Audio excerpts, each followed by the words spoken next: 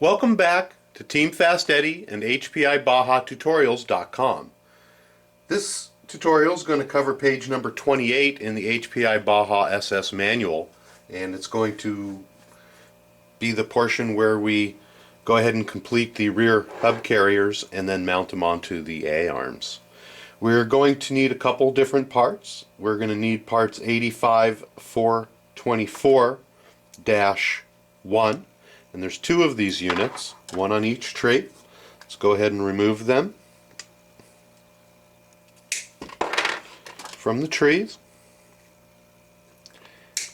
And then at this point we're also going to go ahead and trim off any spurs that are on here from the tree, so that helps make a nice build. Don't catch your fingers on them while you're out in the field and rip skin off. It's always nice to keep this stuff trimmed up. We're also going to use the toe adjustments, and the manual is calling for the part number 4 on this manual, or on this particular step in the manual, and that I believe is going to be the thickest. You can take a look at each one, and there's a varying degree of toe angle for each one of these units, and we are going to be using, as the instructions say, the unit number 4. So let's go ahead and clip the unit number 4s off of both of our trees, and we're going to go ahead and set the rest of these aside into our spare parts, because we may or may not later on decide that we want to change the toe angle that we're using. So we're going to go ahead and set these into our spare parts bucket and go ahead and finish trimming off the tree spars that are on here.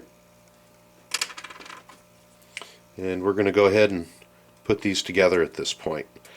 To start off with, it's pretty much universal. You can grab whichever piece that you would like, but as we start building, we are going to build a left and a right unit, and I'll show you how those go together.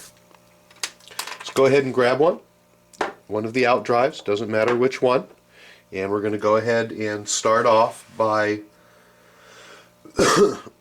actually, let's back up. Let's go ahead and press our nuts into the 4 hex areas that are on each of the carriers, and we're going to go ahead and press those in.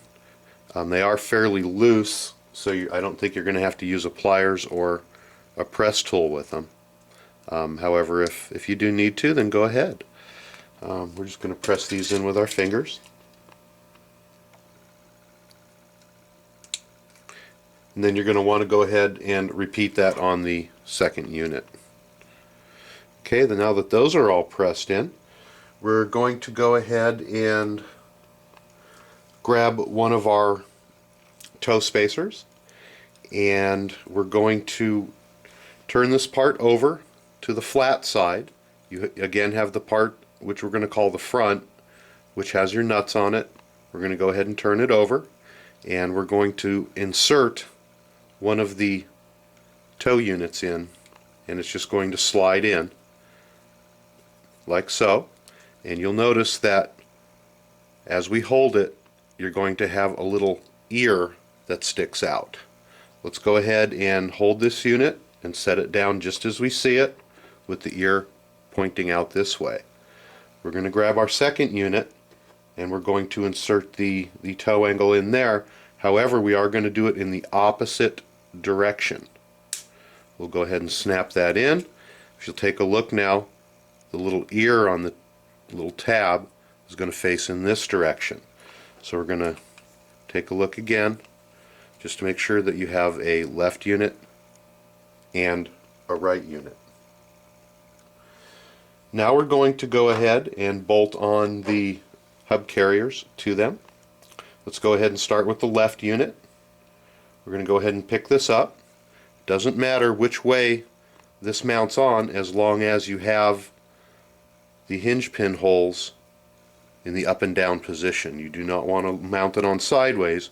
You want to mount it on so that the hinge pins are in the up or the down position.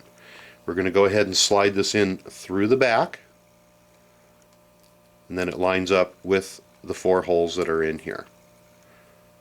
At this point, We're going to use 4 of the bolts that are in our bucket. Go ahead and insert them in. You can start them up a little bit by hand if you would like. Slide those in, and we're going to use our wrench to tighten them up. You can use a power wrench if you would like to in this step. However, I'm going to recommend against it because we do want to tighten them up just a little bit at a time so that we don't warp the plastic units by over tightening one a little bit too tight and others not tight enough. So we're actually going to use a little star pattern to go ahead and tighten these up. Just to save a little bit of time, I'm going to go ahead and prep the other unit here. You have to set that down.